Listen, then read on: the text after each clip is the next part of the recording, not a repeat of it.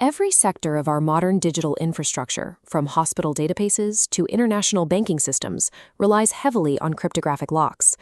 Today, those locks face a threat they were never designed to withstand. To understand the threat, we have to look at the defense. Currently, we protect data using classical encryption algorithms like RSA.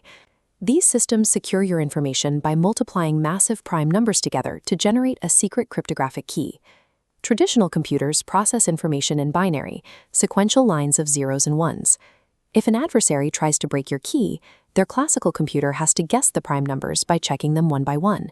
Even for our fastest supercomputers, finding the correct combination would take millennia. Our entire digital economy operates on a single assumption, that reverse engineering these massive prime numbers is a mathematical task too time-consuming to be practically possible. Quantum computing departs from classical mechanics entirely, operating instead on the bizarre, counterintuitive laws of subatomic physics. These systems use qubits. Through principles called superposition and entanglement, qubits can hold multiple states simultaneously. Instead of a classical bit navigating a maze by checking one dead end at a time, a quantum system acts like a wave, washing over every possible path in the maze at once.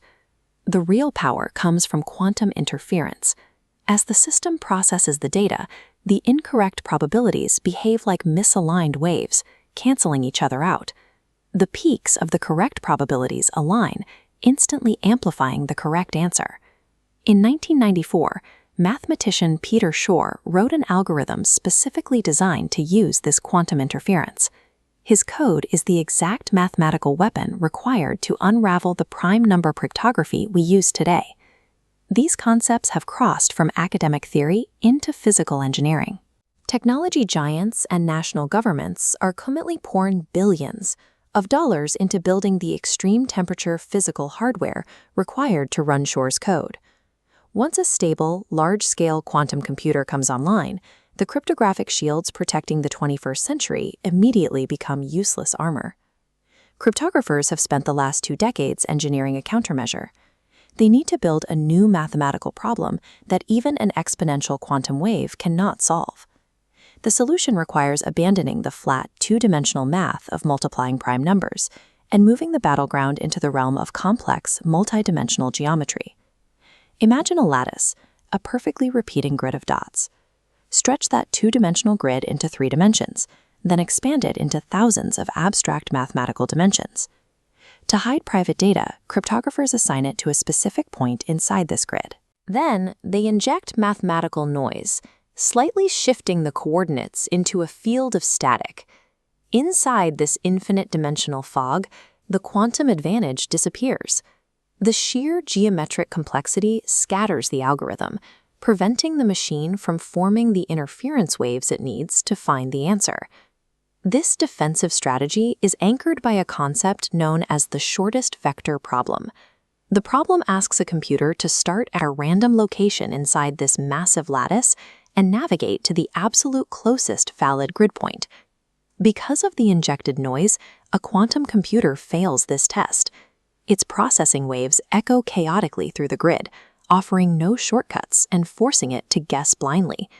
However, if you hold the correct cryptographic key, your classical computer can pierce right through the static. It verifies the correct path instantly, ensuring that your daily digital transactions remain fast. The shortest vector problem provides the hardened mathematical bedrock required to rebuild global digital trust. With the math validated, governments and financial institutions are now deploying these new algorithms across their networks before quantum hardware matures. To guide this global transition, the National Institute of Standards and Technology has established the official post-quantum cryptography standards. Overhauling the Internet's foundation is a monumental logistical challenge. It requires organizations to spend massive amounts of capital replacing decades of legacy software deep within their servers. The move to lattice-based math makes a long-sought capability viable: homomorphic encryption. This allows artificial intelligence and medical researchers to perform complex calculations on data while it stays completely encrypted, meaning sensitive information never has to be exposed to be used. By utilizing this method, hospitals and banks can pool their vast datasets to train models without ever risking the privacy of an individual patient record or financial statement. The transition still carries risks. Even though lattice math is mathematically secure, a poorly constructed physical microchip can leak sensitive information through power fluctuations, leaving systems vulnerable to side-channel attacks. Engineers are addressing this by manufacturing highly precise, quantum-safe physical hardware designed specifically to execute these new algorithms without leaking power signatures. Humanity is currently locked in an invisible, high-stakes arms race between the raw processing power of subatomic physics and the geometric complexity of multidimensional math. Lattice cryptography serves as our digital armor, protecting privacy, economic stability, and national security in the 21st century. Securing the future of global digital trust relies heavily on our commitment to building this multidimensional fortress today.